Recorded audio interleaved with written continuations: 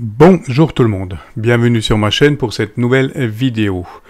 Il y a quelques mois de ça, je vous présentais le site ClustersDX, qui est donc un site dédié aux amateurs 11 mètres.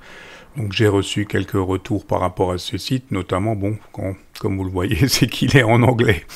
Donc, en cherchant un petit peu, je suis tombé sur un site 100% en français qui est vraiment très intéressant et que je vais vous présenter tout de suite. Ce site, c'est donc Log11DX, comme vous le voyez. Donc c'est un site absolument complet pour les amateurs 11 mètres, où vous aurez votre carnet de trafic, une gestion de QSL, un chat en direct, les spots DX, bref, toutes les informations qu'il vous faut. Donc sur la page d'accueil du site, ici, vous avez dans un premier temps le chat où vous allez pouvoir discuter avec les membres qui sont connectés. Vous avez directement les spots, les derniers spots DX, avec la carte des spots du jour. Donc ça vous permet de voir un petit peu la propagation qu'il y avait au cours de la journée, c'est plutôt pas mal. Ici vous avez toutes les statistiques du site. Les informations sur le flux solaire, ce qui peut être assez intéressant. Donc on voit que la bande 11 mètres est bien ouverte aujourd'hui.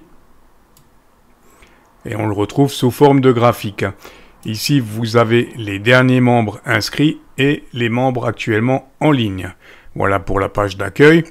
Donc ici, profil, bien entendu, ça va être votre profil que vous allez pouvoir entièrement personnaliser. Donc là, j'ai repris mon logo radioamateur.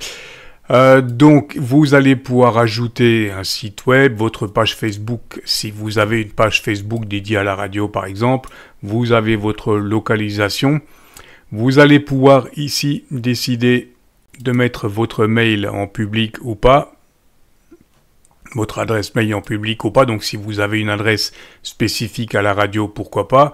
Et ici, vous allez donc pouvoir entrer toutes les informations également sur votre station, ce que vous utilisez au QRA et ce que vous utilisez en portable, comme vous le voyez.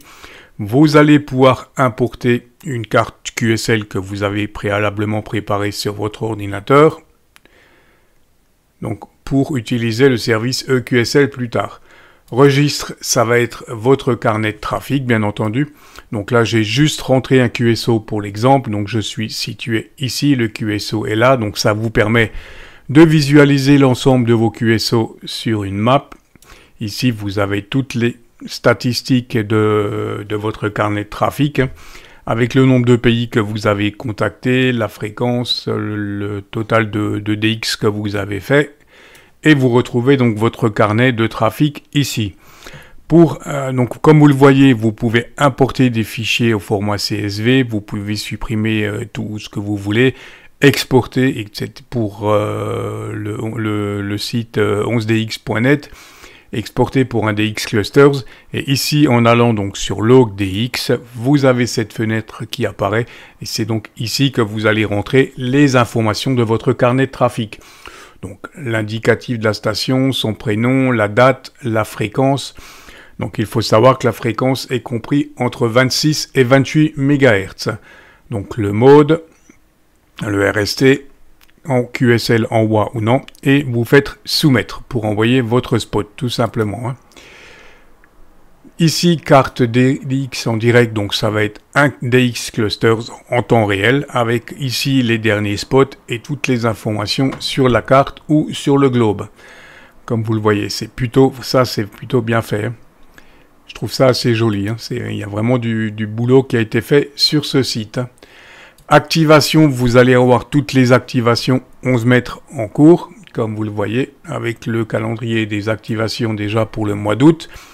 Si vous décidez de faire une sortie portable ou une activation spécifique, genre SOTA, POTA ou autre, vous cliquez sur Ajouter et vous rajoutez tout simplement vos informations ici. Galerie, ça va être la galerie des dernières cartes QSL. Il y a quand même de très très jolis QSL, comme vous le voyez. Donc, boîte de réception EQSL, ici j'en ai pas bien entendu, donc ça va être votre boîte de QSL, puisque vous allez pouvoir faire des échanges de QSL directement via ce site. Et vous avez également une messagerie privée. Voilà pour la présentation de ce fameux site. Donc je pense que pour l'échange de QSL, il faut être membre du log 11DX, je pense. Voilà, je n'ai pas testé. Quoi qu'il en soit, j'ai voulu vous présenter ce site parce que je le trouve vraiment très bien fait et très intéressant pour les amateurs de 11 mètres. Donc bien entendu, ici, comme vous le voyez, ce site nécessite une inscription au préalable. Donc vous rentrez tout simplement votre indicatif, vos coordonnées, votre adresse, l'adresse mail que vous utilisez pour la radio, et c'est tout. Vous êtes enregistré et vous retrouverez donc toutes vos caractéristiques, tout ce que vous avez rentré sur votre profil ici. Voilà pour la présentation de ce site Log11DX. J'espère que cette présentation vous aura intéressé. N'hésitez pas pour les amateurs de DX à me dire ce que vous en pensez dans les commentaires. Sur ce, je vous dis 73 et à très vite.